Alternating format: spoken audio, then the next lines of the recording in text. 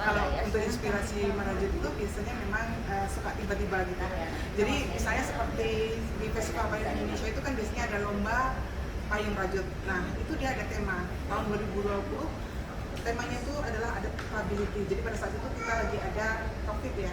Ya, saya membuat payung dengan ide virus COVID itu. Saya cari, lihat itu dari mulai warna, kemudian bentuk, dan saya kemudian adaptasikan itu dengan menjadi rajutan. Dan setelah itu, pada saat itu kan karena ada adaptability itu kan memakai masker ya orangnya. Jadi si virusnya itu saya kasih masker gitu. Makanya saya bisa jadi juara kreatif untuk tahun 2020 di Festival Payung Indonesia gitu ya.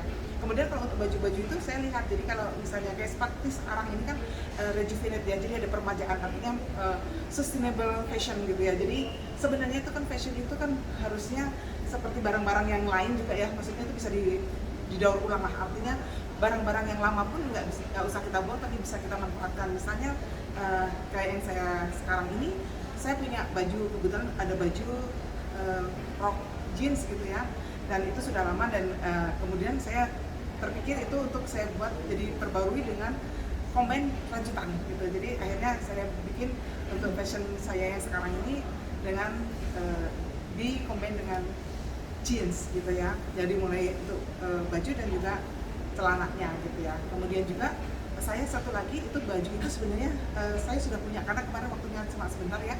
Saya sudah merajut itu lama, tapi tiba-tiba pada saat itu ternyata kena luntur cetaknya tuh, si baju yang belum dipakai tapi kena luntur gitu kan. Akhirnya saya ganti warna aja.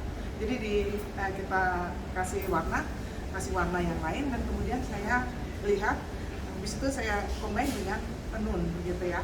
Dan jadi yang kedua yang fashion sekarang ini.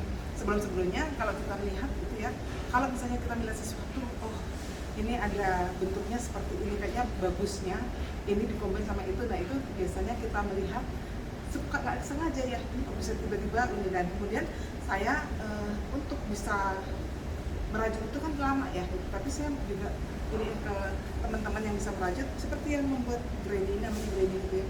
Ada yang membuat granny, ada yang membuat kemudian shawl, ada yang membuat apa.